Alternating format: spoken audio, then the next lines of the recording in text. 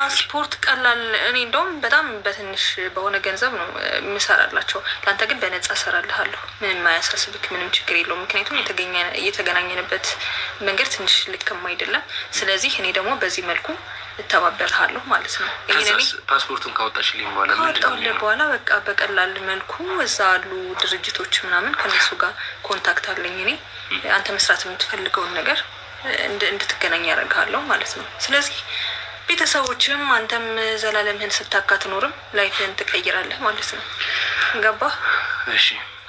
እኔ ቀላል ሰው አይደለሁም። በጣም ብዙ ሰዎችን አውቃለሁ፣ ብዙ ባለሀብቶችን፣ ብዙ ከውጭ ያሉ።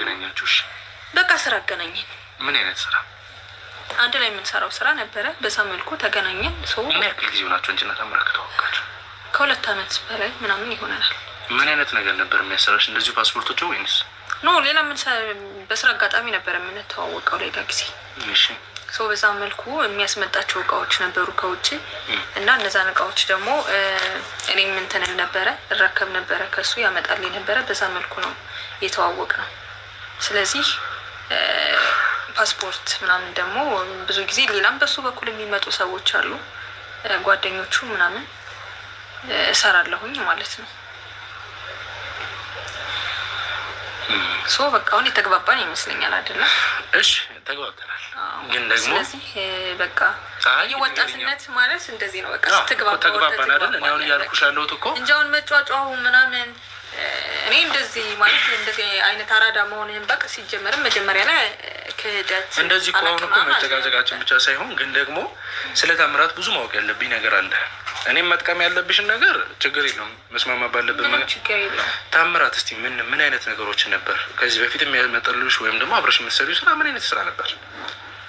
ይኸውልህ ታምራት ወደ ውጭ ያው ፓስፖርት ማዘጋጅ እኔ ነኝ፣ ግን ደግሞ ወጣት ሴቶች ምናምን ወደ ውጭ ይልካል። እሺ። እና ያው እንግዲህ እዛ ደግሞ በጣም ብዙ አይነት ስራዎች ይኖራሉ እንዳልኩ። ያው እንግዲህ የጠበቀው አይነት ላይሆን ይችላል። ምናልባት የተለያዩ ስራዎች ሊሆኑ ይችላሉ። ትንሽ ወጣ ያለ ነው፣ ከኛ ሀገር ያፈነገጠ ነው። በእርግጥ እናንተ ያው ጀስት አሁን ጓደኛ ሆነናል ይመስለኛል አይደለም? መደባበቅ ያለብን አይመስለኝም። እና በጣም ብዙ ሴቶችን ወደ ውጭ ይልካል። ፓስፖርት ደግሞ በእኔ በኩል ነው የሚዘጋጅላቸው። እኔ ነው የሚሰራላቸው የሚልካቸው ሴቶች ማለት ነው። ከዛ ወደ ውጭ እንግዲህ ከዚህ እንግዲህ የማሳመን ስራ ይሰራል። በሱ በኩል አሉ ሰዎች። ምን አይነት የማሳመን ስራ? ማለትም ላይፋቸው ከዛ ቢሄዱ እንዴት ላይፋቸው ሊቀየር እንደሚችል፣ ከዚህ ግን ቢሆኑ እንግዲህ ከምንም ነገር መራመድ እንደማይችሉ እና ከዛ ግን በቃ መክፈል ያለባቸውን መስዋዕትነት ሁሉ ከፍለው ራሳቸውን እንደሚቀይሩ ያው ብዙ ጊዜ ሌስቢያን ምናምን ነው የሚሆኑት ሴቶቹ እና አምነውበት ነው የሚሄዱት። ስለዚህ አሁን አንቺ ከዚህ አምነውበት እዚህ የሚወጡበት መንገድም ሌዝቢያን እንደሚሆኑ ያወቁ ነው የሚሄዱት። ይሄ ማለት በእኛ አማርኛ መጀመሪያ ላይ ያው ያንገራግራሉ። እኛ እንደዚህ አንፈልግም ምናምን ሌላ ስራ ጾታ የመቀየር ስራዎችን ነው ማለት ነው አይደለ? እዛ ሄደው አሉ ይኖራሉ። አሁን እንዴ በደንብ አለ በጣም ብዙ ነገር። መጀመሪያ እንደነገርኩ በሱ በኩል በጣም የሰለጠኑ ሴቶች አሉ የማሳመኑን ስራ የሚሰሩ ማለት ነው። እና መጀመሪያ ያው የመጡ ሴቶች ምናምን ፈቃደኞች አይሆኑም። እኛ ሌላ ስራ ካልሆነ እንደዚህ አይነት ነገር አንፈልግም፣ ከባህላችን ከወጋችን ከስርዓታችን ጋር የሚጋጭ የሚጣረስ ነገር አንሰራም ብለው ፈቃደኞች አይሆኑም። ከዛም በኋላ ግን ያው በደንብ ያለውን ነገር ያው ገንዘብ በነገር ላይ የማይቀይረው ነገር የለም አይደለ? ስለዚህ ያንን ጥቅሙን ሲያስቡ ቀጥታ ነው በቃ የሚስማሙ። ስለዚህ አንቺ በምን መልኩ ነው አሁን ለምሳሌ እንግዲህ እሺ የታምራት ፓስፖርት አንቺ ጋር ይገኛል? አዎ የእሱንም እንደነገርኩ በሱ በኩል ሴቶችን ከተለያዩ ክፍለ ሀገር ምናምን ያስመጣል። ደላሎች አሉት በስርዓት ማለት ነው። እና ሴቶችን በቃ ምንም ማያውቁ እንዴት ነው ይሄ ገና ንጹህ የሚባሉ ሴቶችን እንዲመጡ ያደርጋል። ከዛም በኋላ እንደዚህ ቀላል ሰው እንዳይመስል ታምራት በነገር ላይ ማለት በጣም ትልቅ ድርጅት ነው ያለው። በዚህ መልኩ ማለት ከውጭ እንደሚታየው ሌላ ስራ እንዴት ነው ሴቶችን ሰብሰብ አድርጎ ሳፖርት እንደሚያደርግ ምናምን ነው። ነገር ግን ውስጡ ላይ ያለው ነገር ሌላ ነው። እንደነገርኩ ሴቶችን በእንደዚህ አይነት መልኩ ነው ወደ ውጭ የሚልካቸው ማለት ነው። እና እሱ ደግሞ በጣም ጠቀም ያለ ገንዘብ ነው የሚያገኘው። ያው ወደ ብራዚል ምናምን አካባቢ ነው የሚልካቸው እና የሚያገኘው ገንዘብ እንዲቀላል እንዳይመስል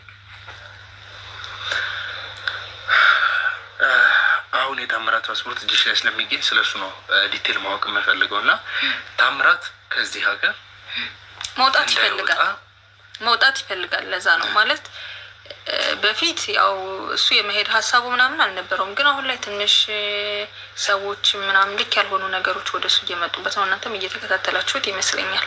ስለዚህ መውጣት ይፈልጋል ወደ ውጭ፣ ራሱን ነጻ ማውጣት ይፈልጋል። ሰው በቃ ህገ ወጥ በሆነ መልኩ ነው ማስወጣው። እንደነገርኩ ፓስፖርቱ ምናምን ሁሉም ነገር ፌክ ነው። በቃ አወራን አይደለ? ሁሉም ነገር ፌክ ነው። ግን እኔ ያው ብዙ ነገሮችን እሰራለሁኝ። እኔን አሁን ታዲያ እሺ መሄድ በፈልግ መቼም በምን መንገድ ልታስወጪ ነው? እሱ ምንም አያሳስብህ። እሱ ለእኔ ተወው። ይሄ እኮ ምን እንድሰራ ነው የነቀልኩበት እዛ ሴጂ ምን እንድሰራ ነው እንዴ? ምንስ ብትሰራ አንተ ምን አገባህ እንዴ? ዋናው የምትፈልገው ገንዘቡን ነው አይደለ? ውድ ቤተሰቦቼ እንግዲህ እስካሁን ስታወራ የነበረውን ነገር በሙሉ አድምጠናል። እኔና እሷ ምንም የሚያስማማንም ነገር ሆነ ከእሷ ጋር ተባብሬ እሷም ለእኔ ኦፈር የምታደርግልኝን ነገር ከእሷ መቀበል ያለብኝን ማስረጃዎች ለመሰብሰብ ስል እንጂ መቼም በዚህ ልክ ቂል ሆና ያለውን ነገር ትነግረኛለች ብዬ አላስብም ነበር። ያለውን ነገር በሙሉ ፋይሎችን አስረክባኛለች። በጣም እናመሰግናለን። አንቺም ብትሆኚ ከዚህ ቦታ ቀጥ ብለሽ ወጥተሽ ዝም በይ። ምንም አይመለከትም። ዝም በይ። ቪዲዮን አስወጣልኝ። ይሄ ቪዲዮ ተለቆባየው ማለት ነው። እደፋለሁ። ገብቶሃል? እዚች ግቢ ምንድን ነው? ምን ተረጋግጥ። ልቀቀኝ በእናትህ። ደግሞ ይሄ ማን ነው? ልቀቀኝ። እንግዲህ ውድ ቤተሰቦቼ እስካሁን ድረስ ያለውን ነገር በሙሉ ተገቢ በሆነ መንገድ አስረድታኛለች። እኔም አመሰግናለሁ። ከዚህ የበለጠ እንግዲህ መቆየት ያለብን አይመስለኝም። ኢየሩስ እስካሁን ስለምታደርጊያቸው እንግዲህ እስካሁን ስትሰራቸው ስለነበሩ ስራዎች፣ ስለተፈጠሩት ነገሮች በሙሉ ህግ አንቺ መጠየቅ ባለበት መንገድ የሚጠይቅሽ ይሆናል። እኔ ከአንቺ ጋር ብዙ መቀመጥ መሆን ማውራት ያለብኝ። አትንኪኝ፣ ተነሱ ውጭ። እሺ ቅርታ። በቃ ውድ ቤተሰቦች እንግዲህ እስካሁን ስንከታተላቸው የነበሩት ማስረጃዎች ይህን ይመስሉ ነበር። ቀጣይ እስከምንገናኝ ድረስ ቸር ቆዩልኝ።